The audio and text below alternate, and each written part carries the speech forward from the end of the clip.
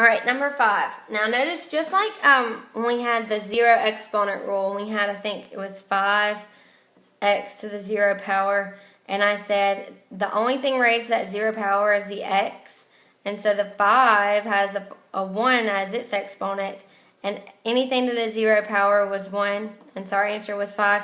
This is kind of similar to that because we have x raised to the negative 3. The only thing that has a negative exponent is the x. And the 7 has an exponent of 1. So that means that 7 doesn't need to be moved. When I make a positive exponent from a negative exponent, I have to move it from the top to the bottom or the bottom to the top. Now this one already has a positive exponent. It already has an exponent of 1. So the only thing that needs to be moved to the bottom is the x to the negative 3. To make this negative 3 positive, I'm going to move it down and get x to the positive 3. So 7 over x to the positive 3 is in simplest form. And again, because this 7 had a positive exponent, it stayed where it was. The only thing that moved is the one with the negative exponent. Now similarly, this one, a to the negative 4, b to the negative 3, they both have negative exponents. So that means that a needs to go to the bottom of my fraction and become a to the positive 4. The b needs to go to the top of my fraction and become b to the positive 3. And that's in simplest form. Now, how do we know we don't need to go any further? Because a and b are different variables. If they were the same base, we could have done a quotient rule. But since they're not the same base, I have to stop here. Now, I'm going to rewrite this one a little further out so we have more room. So I have x to the negative 1 over x to the negative 4.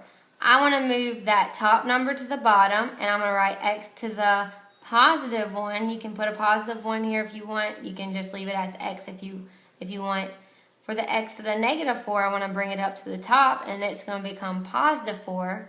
Now, notice that this has the same base. We have x's on top and bottom. So that means I'm not in simplest form. If you had the same variable more than one time, you're not in simplest form. I need to keep the base and subtract my exponents. 4 minus 1 is 3. Now we're in simplest form. Now let's look at number 8. Number 8, I have y to the negative 4 over, y to the negative 4 over y to the 6. This is a positive exponent. That means y to the 6 needs to come over exactly where it is. It doesn't need to be moved. But the y to the negative 4 needs to move down. Anytime you move something down and there's something already there, you're going to have a product. Okay? Now what is left on top? An understood 1. If you don't have anything on top, you've brought everything down to the bottom, it's an understood 1 on top.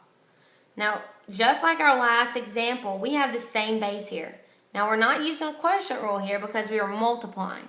So that 1 is going to come over, and I have y to the 6 times y to the 4th. I keep the base and I add my exponents because we are using the product rule in this step. So when you have a quotient, remember you subtract. When you have a product, you add your exponents. So keep the base and add the exponents.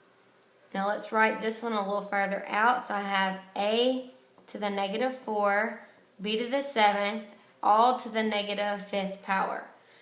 Now notice that we have a power to a power. We want to get rid of that first. So I'm going to multiply my negative 5 to my negative 4, so it's going to be a to the positive 20th power. Now why positive? When you're multiplying, you're going to have to use your sign rules if you have negatives. So I have the same sign, so my answer is positive. For my b, I have negative 5 times 7. That's going to give me a negative 35. Now if I want to write it in positive exponents only, this a to the 20th is already positive, so it's just going to come over. The b to the negative 35th is going to go down. So b to the positive 35th power is going to go on the bottom of my fraction. Now we have it in simplest form because we don't have the same base. All right? Number 10. We have a power to a power on top, so that means I'm going to have to multiply. 3 times 2 is 6. And on bottom, I have x to the 10th. Now I still have the same base, so I'm going to have to subtract. This is how I tell my students to subtract. I say, all right, you have the same base. If I want to write it as a negative exponent, you can.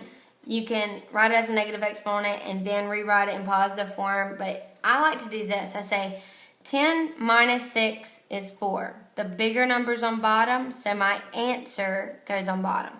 So 10 minus 6 is 4. The bigger number's on bottom, so my answer goes on bottom. Now, what would you have gotten if you would have said 6 minus 10? You would have gotten x to the negative 4. And then x to the negative 4 written in positive exponents is 1 over x to the 4. So you're kind of skipping a step there, thinking about it a little more logically. So when you are dealing with the quotient rule, from now on, if you want to help yourself by always getting the right answer, just say subtract the two numbers, and wherever that bigger number is, put it on bottom top wherever that bigger number is, and you'll have your answer in simplest form. You won't have to do an extra step. All right, we have 2 more problems. I'm going to pick up on these in the next video, and then we'll be done with our negative exponents.